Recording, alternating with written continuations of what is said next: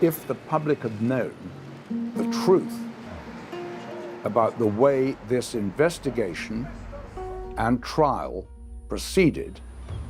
Well, this has been one of Lancashire's longest-running murder investigations. They were heard making sick jokes about chopping up her body and putting it into a kebab. And then the stuff that was coming out in the court, it was evident that something was wrong, badly wrong. They had to be restrained. Robert Downs, Charlene's father, had to be restrained as he left court. He was so upset. I heard some of the evidence. I knew immediately it was thin and contestable. They didn't just have the difficulty of not having a body.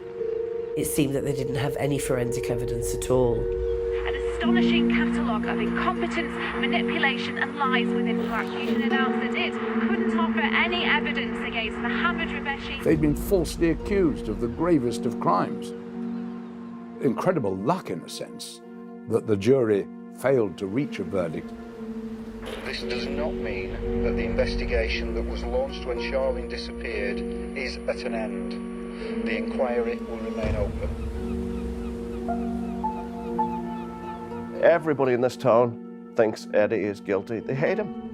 We go to court and you are found not guilty, and then you go through hell, you are not guilty, and still people say you're guilty. So what's the point of all the process then? It's about answers.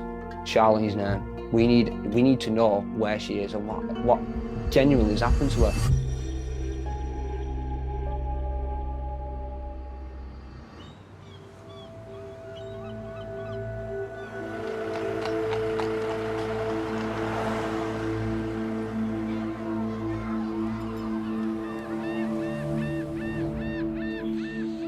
Charlene's story is featured in a national magazine. 15 years ago today, teenager Charlene Downs disappeared from her home in Blackpool exactly 15 years ago. She was 14. Karen's next. They've done many interviews over the last 15 years. I will never be the same again.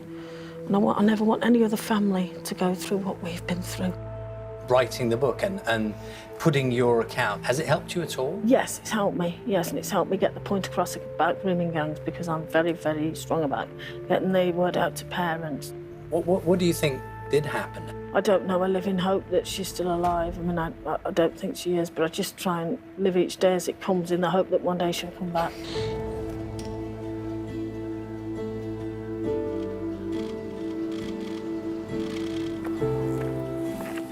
It's been nearly 15 years, it's been a while. It was better than that. It's the weather that's tarnished it.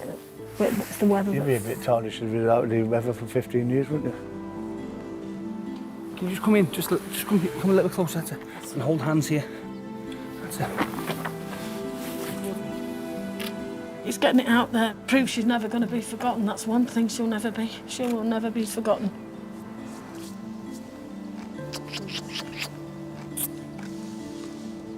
God bless my darling. See you again. Which one's a plaque? I can't remember. I see it right here. Right Can there. you see it there? Oh, yeah. 1, 2, 3 there. By that tree. Oh, there. yeah. 15 years on, and all he's got is a plaque and a bench. Yeah. We have no body, we have no grave. So we have to have something there. Grieve for and for us to, you know, remember her by. The courts, like say, did their best. They knew they had the right guys. Then they had to let them go. But that's a free justice for you, is it? Thinking that they were walking free and my little girl I had no closure, I had no justice, nothing. Are you sure it's them? Oh, I'm certain it's them. I'm certain. Rabeshi and Albatiki? I've never had any doubt. I've never had any doubt in my mind that it's them. When I heard those covert tapes, it put no doubt in my mind whatsoever. Could you actually hear what they were saying? I could hear what they were saying, yeah, muffled. Some of it I could, yeah. I heard enough to incriminate them anyway. All the little things that they said, and he said, oh, and Rabeshi, I will never forgive myself. I cannot talk about that girl. I cannot forgive myself what I have done. All those things. And I killed her in anger. That was Albatiki as well in the court. I heard that as plain as day on the tape. I heard that as plain as day. Karen Downs definitely feels let down by the police. I think she feels let down by everybody. I've known the family for 15, 16 years now. I was commissioned to ghostwrite a book on Karen's story. And I said, I know what I heard on them tapes. And he called back and said, no, you think This is one of the strangest and most bizarre stories I've ever been involved with. The idea of what happened to Charlene, it fascinates me, and it troubles me, and it haunts me. Thanks to you, my daughter will never get justice, you fucking bitch. I have you sleep at It's night. easy to judge Karen Downs. She ticks a lot of boxes. She's a poor, white, working-class mother. It's not going to take place. I was absolutely gutted. You've let them two evil bastards. When I first met her, she was genuinely worried and scared and frightened. Due to evidence difficulties, blah, blah, blah. Hello, Joe Cusack. You're the guy that's writing the book about Charlene Downs. Oh, yeah, yeah. Got some information for you. Whatever you do, I don't want to be identified. Okay, bye.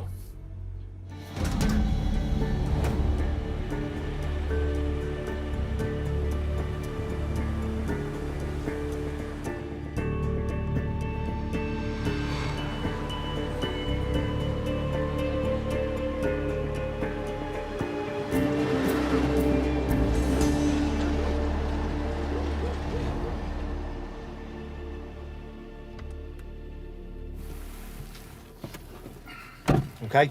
Yeah. Does feel a bit strange, out in the middle of nowhere, in a car park in the dark. I understand that you were in prison at the same time as Ayad Al-Batiki. I was on my manager for 6 months.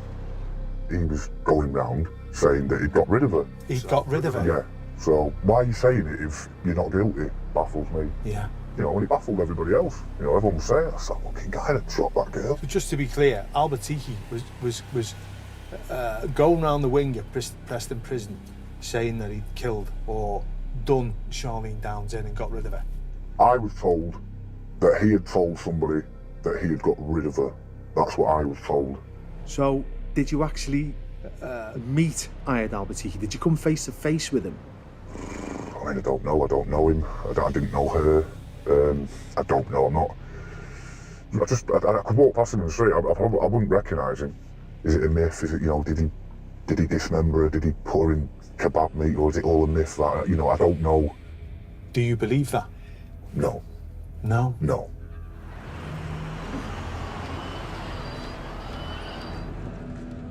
It may sound cynical, but I've heard stories like this ever since I started following this case. I have to take a lot of what I hear with a pinch of salt. But two of the things that are stamped all over this investigation are rumours and unhappiness. And there seems to be a lot of unhappiness that follows Ayad Al-Batiki around, but I'm definitely on his trail. I'm going to meet a woman that used to work for Al-Batiki, and she grew up in the same neighbourhood as Charlene Downs. She had a compelling testimony on how she started going in and out of the takeaways.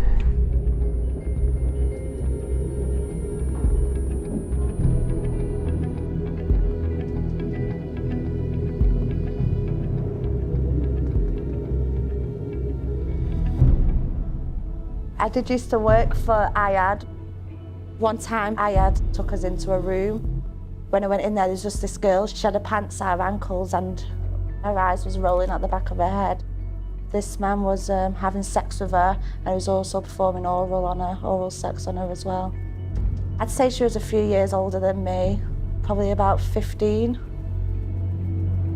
And as the night progressed, and he touched me from my ankle towards my vagina and grabbed my vagina and asked me if I wanted to fuck him like they was fucking and to be his bitch. How old were you at the time? I was 12 years old.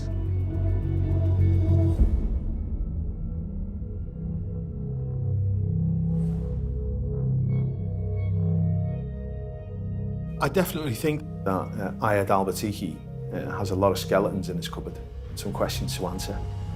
I'll bet that one day those questions will catch up with him. Mohammed Raveshi is a different kettle of fish. Come on. It's very rare that you hear anything untoward about his behaviour. However, one young woman will give us very engaging and believable testimony about Mohammed Raveshi. Come on, Emma. Come in the sun. Come in the sun is better because otherwise it would be dark. Oh, come on, please. Do you remember all this, Rez? Yeah, I remember, yeah. This, that little girl, it was her birthday. Me and the little one's mother and the younger sister, Emma, we are just making her day special, really. Yeah, something like that. A video? Is that you? Was that the video we had? Sorry? Was that the video? Yeah. And That's the video. He videoed me. It is back garden in that house. Picking apples off the tree and we were dancing about. Okay, grooving. Look, Emma's dancing. I remember being at that back garden. I was about 13, 14. It's hard. Some of the girls tell us the police made them say things that weren't true. Did the police put pressure on you?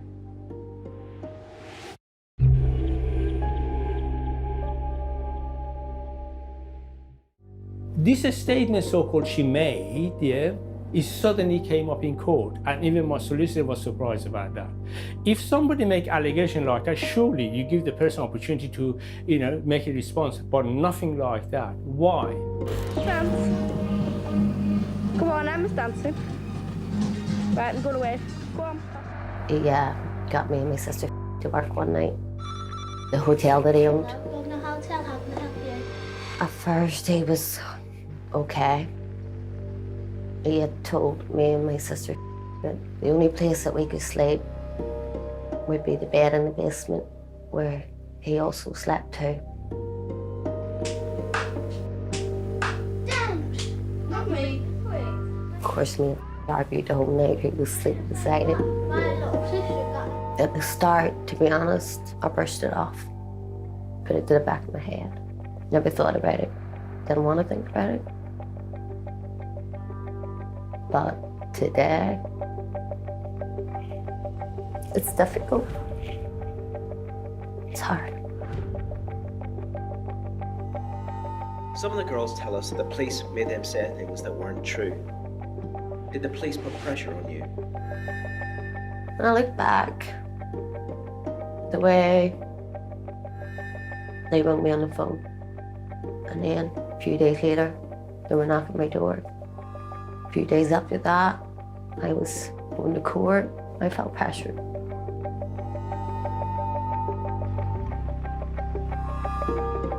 The police said I had to. I had no choice. But I thought I was doing the right thing for Charlene's family. How can you, 4 of you sleep in one bed? It's not possible. Her sister was with me at the time. How can you do something like that, in front of her sister? Her sister said, this is not the case. That's why they never interviewed me, they never put it to me at all. And I swear I'll never change, ever. Word to word. You'll just hear the same story in 15 years to come. You okay? Sorry.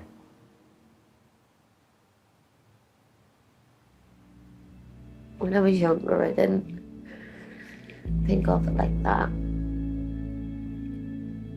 But now I'm older, and I have my own little girl.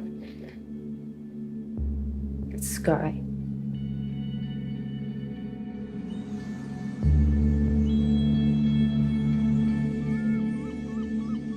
There are so many contradictory stories. But the thing I ask myself time and time again, are 2 men walking the streets because of the way the police dealt with this case?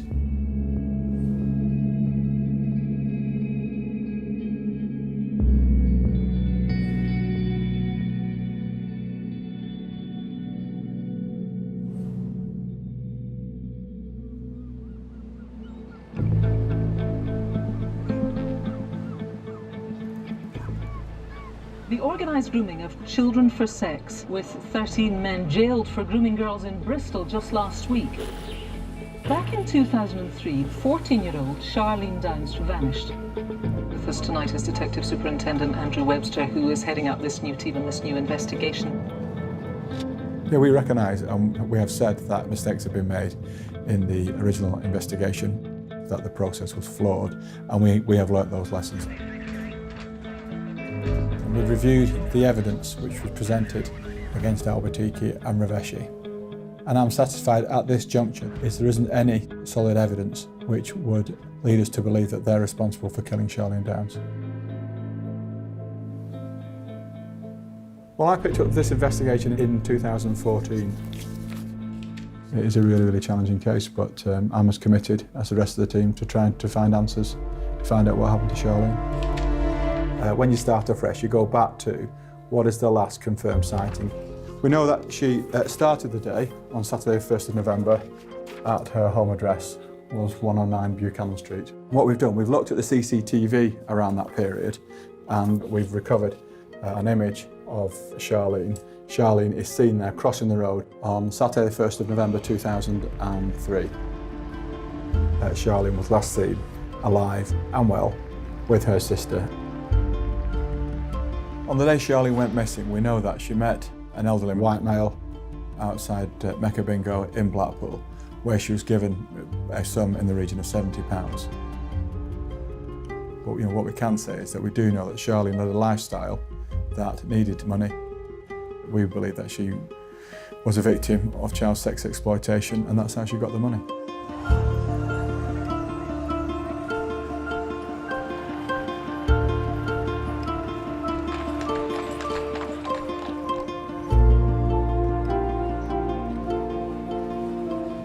I need to let people know that she wasn't this person that everyone perceives. She wasn't a prostitute.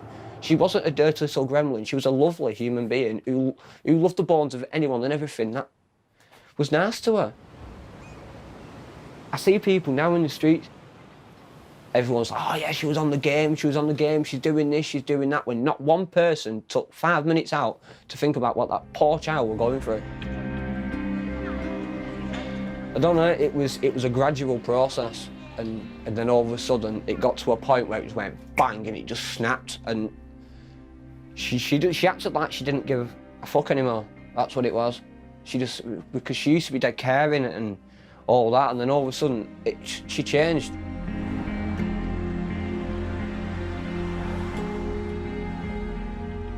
That's the house where Charlene went missing in.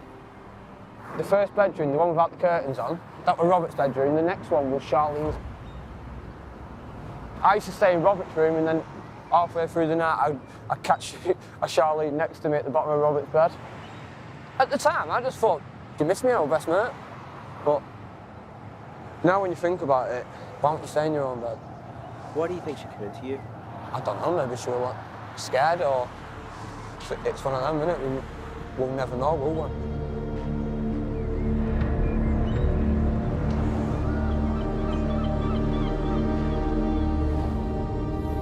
Contacted a lot of people who knew Charlene. Very few of them want to speak to us on camera. However, one of the persons that I have spoken to has put me in touch with this lady, and she's called me. We've had a brief chat over the phone about some of the things that have been going on at the Downs family home in Buchanan Street. I feel absolutely certain that this person's got something to contribute. So I definitely think that we should spend some time speaking to this person and seeing what she's got to say.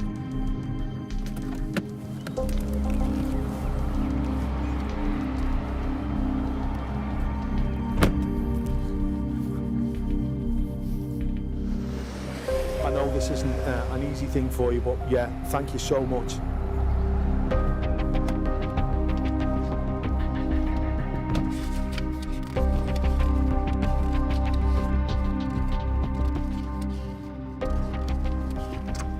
The 16th of the 10th, 2004. The 19th of the 11th, 2003. I've always been a huge defender of the Downs family, but what I'm reading here is it's indefensible. It's really quite damning. It makes for difficult reading. It says here in these reports that there was a man, a friend of Bob Downs apparently, who was staying at the Downs home at the time, and that he'd made sexual advances towards Charlene. Jesus.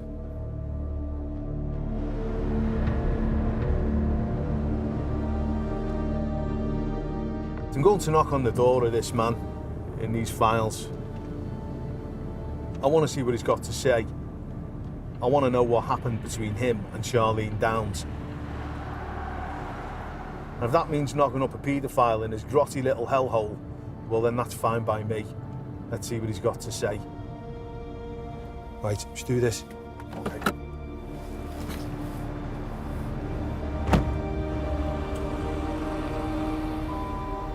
Hey, can you give me 5 minutes of your time? No. You want the truth. Well, have you seen all the stuff from the Downs family?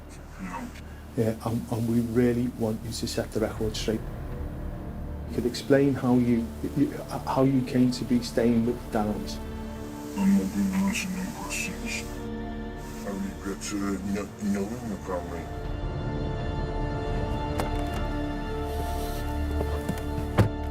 Bollocks.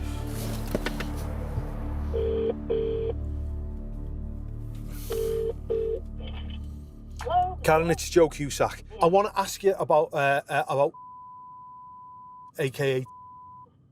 Yes, okay. Okay. Can I read you something that I've got about this man and ask you to respond to it? Of course. Okay. After Charlene's disappearance, it was stated in a police report that AKA a 40-year-old friend of Robert Downs admitted that he paid Charlene to masturbate him.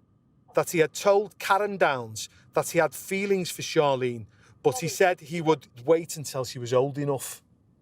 Did he ever say that to you, Karen? He told me that what he did tell me was, he said he fancied her, he had feelings for her when she was 14, and I said to him, fuck off, she's a 14-year-old girl, you dirty bastard. But he never told me anything about anything else. Did you ask him to leave your house? Did he? He's going to be asking Bob about this. Is it okay if I pass Bob over? Yeah, go on. What do you make of that, Bob? This is all fucking new to me, I'll tell you that now, because I'll tell you I knew nothing of that. The only thing I did, I sent Charlene down to go and knock on and say, we have to play it so we can go for a drink. And then she comes straight back, but I had nothing of that fatality. Okay. Sending your kid. Why would you send your 14-year-old girl across town on a bike to knock on the door of a fella to ask if he's coming for a drink? I don't know what to think and don't know what to feel. Still got to try and keep hold of the fact that Karen Downs is a mother who's lost their 14-year-old girl. There's plenty of evidence to back this up, that a convicted sex offender lived at the house for a time, and several men visited the house, that they visited the house in order to gain access to the children and to sexually abuse them.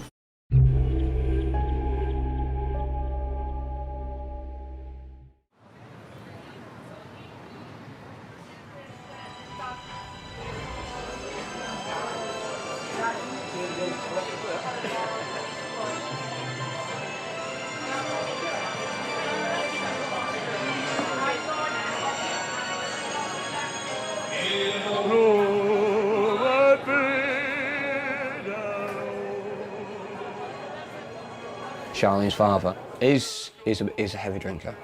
There's been umpteen times when he's come back and he's punched things, he's threatened Karen. I've witnessed it on first hand. And Karen puts up with all the abuse when he comes back. And he's just horrible when he's had a few too many. I'm quite soft as a parent, and I'd just give in to them for a quiet life, whereas Bob wouldn't. He's stricter than me as a parent, a lot stricter than me. He'd shout a lot at them. He used to think, well, my voice is enough, and if his voice wasn't enough, he'd smack them on the legs. It wasn't just the legs he had, though, Karen, was it? No, he'd grab hold of them and throw them up drag them up into the bedroom, put them in the bedroom. I didn't like it. I'd leave them alone, Don't do that, please don't do that. Quite forceful into the bedroom, get in your fucking bedroom and behave yourselves. Excuse my language. I heard this story too many times from people who seemed to care about what happened to Charlene. That there was a lot of violence going on in that household, and not just from outsiders, that Bob brought in from the pub. I met Robert Downs in a pub when I was drinking heavily. We just got talking in the pub, become friends, and that's it. What, he just invited you back? Yeah. Because it wasn't just you he invited back, was it? Yeah, but they weren't really staying, they were just drinking with us all night. So I think he just invited them back so they were buying the beer. When I went out to the pub, I could go out myself and talk and laugh and joke and sing and do all sorts. So when I like say, before I get too actually drunk, and then I said, I want to go home now, and then I said, I'll get a carry out, but did you come out for a drink? What's wrong with that? That's it, is it? Yeah, that's what I thought anyway. They were buying the beer, so he was inviting them back, so he was drinking it. Seemed like a good idea at the time. He weren't paying for it. Is that a bit weird? A bit odd? Yeah, I thought so, but... Charlene made reports to social services that some of these men acted inappropriately towards her. There was only one, not men, one, as far as I knew of. Could you tell me about that one? That was Raymond Monroe. A man called Raymond Monroe, who had pleaded guilty to 4 counts of sexual abuse of 10-year-old children, stayed in the Downs home the day Charlene disappeared. Oh, Ray Monroe, that's it, Raymondo. He was just a bloke in the pub that drank with us.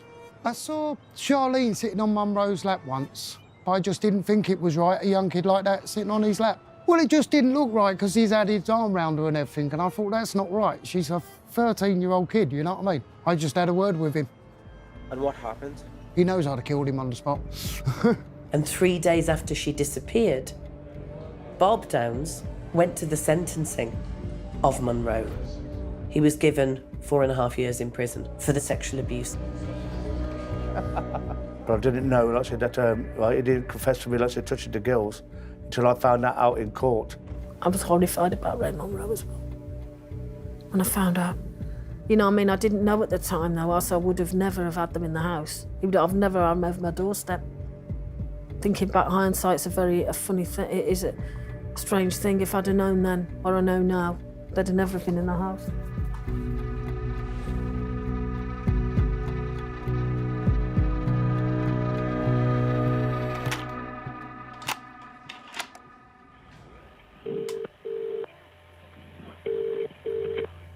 Were you honest with the police the whole time? Of course. Were there some things you just didn't want to tell the police? Such as? Like, Is there anything you didn't want to tell them? no, I was perfectly honest with the police.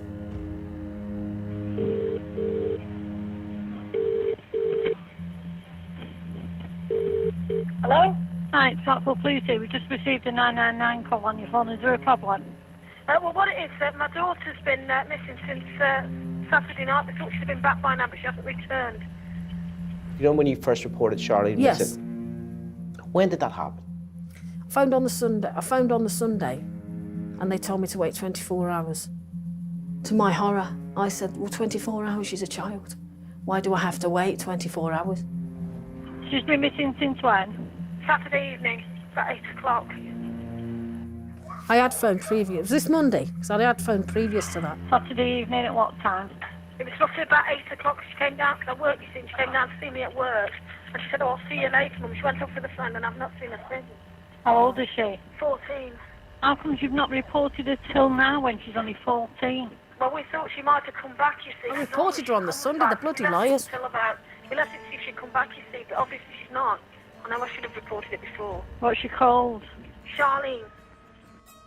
And at first I thought, where's she gone? Of course, like any parent would have done. I thought, where'd she gone? So I said, go and phone the police. She said, I can't go and phone the police. I said, yes, you can, go phone the police. And she ain't come back. Are you at 109 Buchanan now? Yes, I am, yeah. I've got to go out. Sorry, I've got to go out shortly, though. But I'm sorry, your daughter's 14 and you need to stay in so we can take anything from home. Right, OK, we'll get someone to speak to you. We just sat up and sat downstairs with the light on, the door unlocked, and I sat in my chair and I was waiting for her to come back through the door, and she didn't come back through the door.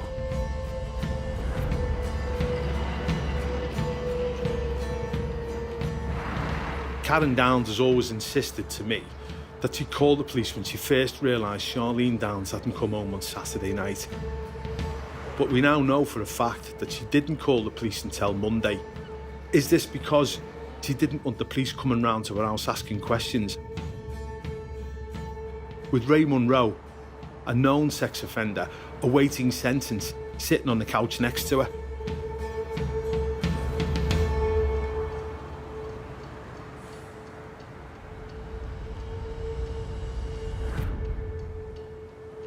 There's always people coming and going. I remember one of her sisters, they had an older boyfriend. She was about 15, 16, and the boyfriend was about 50 or 60. Rebecca's the second eldest, and you get Charlene and Robert. We all knew she was sleeping with him. I mean, he was a 50-odd-year-old bloke. Karen knew. Charlene's dad knew. Becky, who were you living with when you were young? The old guy that I was living with at the time. How old were you? I was 14. And how old was he? He was in his 50s, but he wasn't my boyfriend. No, he was not. I was staying at that. He had a 2-bedroom flat and I was staying there at the time. Yes, I was. I was just prepared not to live back in the family home. Upsetting, isn't it? It is upsetting. Yeah. You're also not explaining why. I'm leaving it there.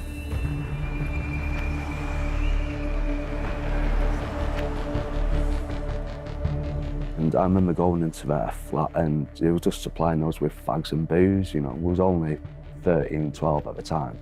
And it would go, yeah, give us some food, and they'll go in the bedroom to talk. And yeah, that'll be it. And I'd be in the house when this would be going on, so I didn't think of anything about it at that time. I really didn't.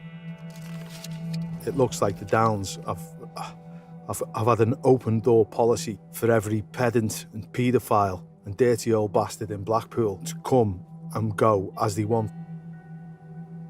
It is documented that Charlene Downs attended the NHS walk-in centre 13 times in 12 months. Her injuries included bruising to the inner thigh. Any clinician at all would recognise as a sign of sexual abuse and violence.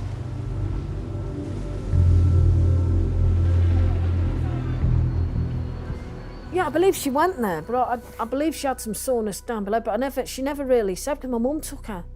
But she just said she had sore down below. She didn't say it was for any sexual things or anything like that. My mum took her. My mum never told me anything like that either. Well, she didn't tell me. If she did, she went to the sex. She went there. I know she went there a few times, but it wasn't. I had no idea why she went there. She never ever disclosed anything to me about anything like that.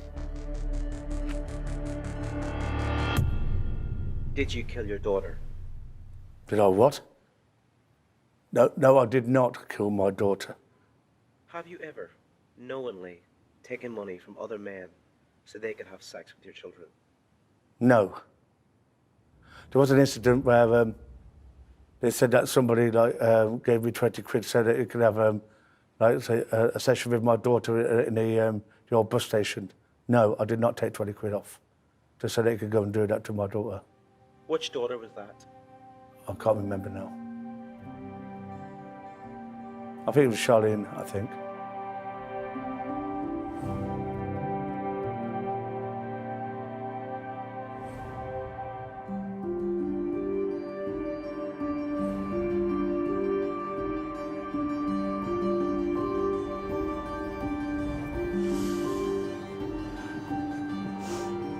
It's actually 2 copies, and I've got to get one for Becky as well.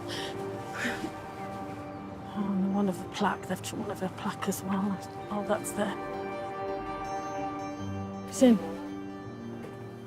There's a copy for you to have a look at.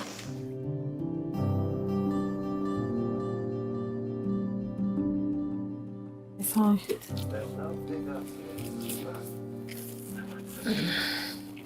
There's the book. Strange, I've never wrote a book before. But I'm very glad that I did to get the word out there and to get the message out there for other people and to help Charlene get justice and to talk about my life and to talk about issues that have gone on and to talk about Charlene as well. Yeah.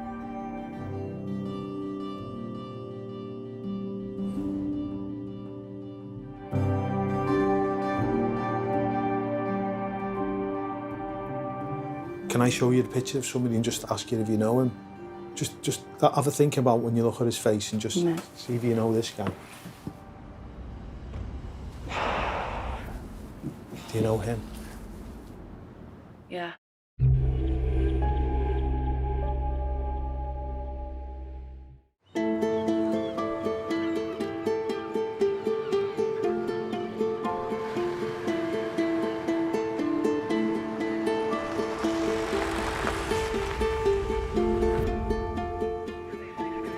Okay, just a reminder, folks, the reward's still there, £100,000 for information which leads to us identifying either where Charlene's been disposed of or information which leads to the conviction. As part of our investigative plan, we've sought to identify all the children who were under 18 on the 1st of November 2003 to trace those and ask them if they knew anything about Charlene or about CSE that was occurring at and around that time. We are currently standing at just short of 700 people who were children who were under 18 back in 2003. We've seen and spoken with about 340 of those. Yeah. Around 50 have identified themselves as in fact being a victim of a sexual offence. Okay. That is circa 2003. There's a couple of messages that have come in the last couple of weeks, one of which was from a girl who knew Charlene Downs, and she went to a premises with her. This girl hadn't been in the inquiry before, the premises wasn't in the inquiry before, so that's a live line that we're really pursuing. We're actively going out there, seeing people who we know were associated to Charlene in 2003. But we're also looking at child sex exploitation. So if they make disclosures that have happened in 2008 or 1998, we're still very much interested in that. You're climbing a mountain. From your point of view, it's a huge task. Blackpool has its unique challenges. It's a seaside town which has a transient population. We have to work with the budgets which we have, and we will try to provide the best service to victims of crime. If you look at resources, it's always going to be challenging. There's always more demand in terms of work for police officers than there is supply of police officers to do that work.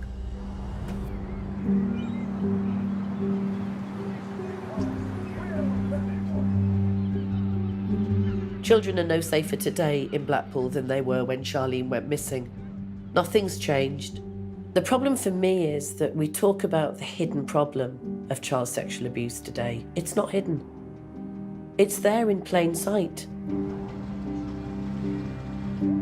Not just Charlene, what it's happened to, I can think of like another 5 girls who haven't been killed, but have still gone through that process, and just end up 5-6 years down the line, they've gone into like the sex industry and stuff like that, and it's all came from a young age. I'd 100% say that Blackpool, the place where I grew up in, it is full of paedophiles. There's a hell of a lot. I mean, on my street there's 2 that are registered. Kids are being groomed in Blackpool, 100% guaranteed. Because you see it around now, all the time. You do see it all over Blackpool. You walk home, 10:30 at night, you've got 12, 13-year-olds in Blackpool town centre on a Saturday night. It's a playground for paedophiles. Where would you go to not get caught, to not look like obvious? You go to a place where children are always there. You go to a place where deprived children are there. Vulnerable children. It makes it easy for them to do what they want to do.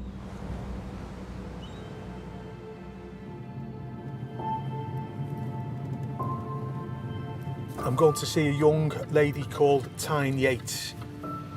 I understand she was with Charlene on the day that she went missing.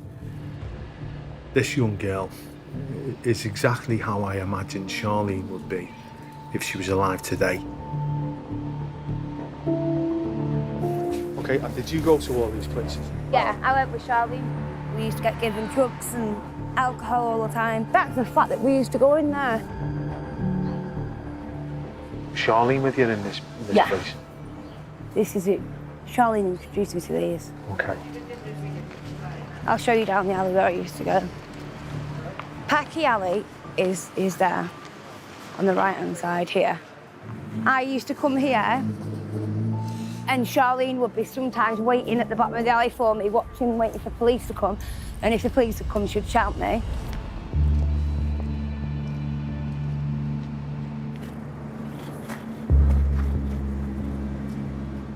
It was like, this was all a window. Yeah. And that was the door we went through. Yeah. And Charlene would stand by the door and I'd do it there. And I'd give her half of the money for making sure I was all right. Charlene weren't here when I lost my virginity in this alley. I was with my mum. And the punter said to her, I don't want you, I want her. And my mum said, you can't have her, she's 13, she's my daughter. And he said, I'll give you £250. So my mum got paid £250 and given me £10 for school the next day. I felt proud that I could help my mum earn that money. Okay. Yeah. I used to cry myself to sleep. I've heard so many stories like Tyne's, stories of kids having their lives stolen from them. Charlene was just another one of these poor, vulnerable kids that are so easily preyed upon. No one reported her missing until days after she disappeared. That kid didn't stand a chance. If we look at Charlene's very short life, she was abused throughout it by a number of men. We have to ask the question, who is responsible for protecting our children? Who was responsible for protecting Charlene? Her parents? Clearly that didn't happen. The neighbours? Extended family? Again, that didn't happen. She was let down by social services, by the police. Who was left to protect Charlene? There was nobody. This story keeps me awake at night. It absolutely haunts me, really sticks in me gut. Somebody out there knows exactly what's happened to Charlene Downs, and I'm determined to be the one that finds them.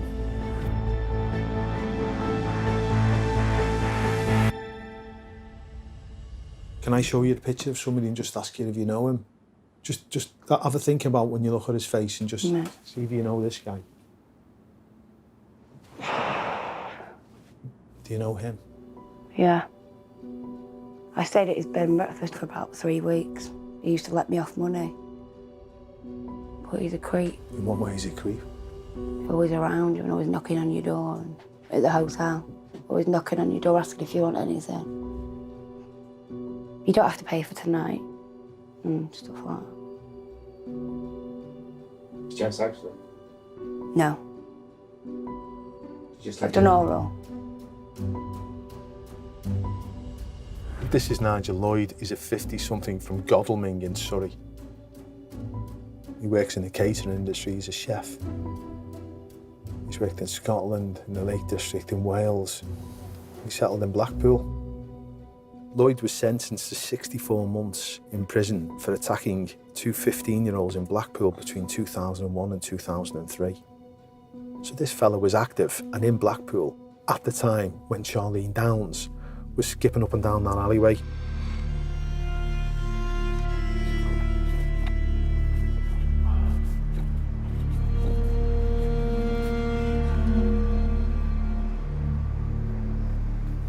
This alleyway is the centre of this whole story. It's really depressing, and I'm sure there's a lot of lost souls down here. On the day that Charlene went missing, she was seen in this alleyway 3 times. 3 times she was up and down this godforsaken hellhole with God knows who doing God knows what. What a daunting place to end your life. For years, the investigation's been geared towards takeaway workers that back onto this alley. But on the other side was Nigel Lloyd, who lived in that flat up there with that window overlooking this alleyway. And I think that's where the story lies.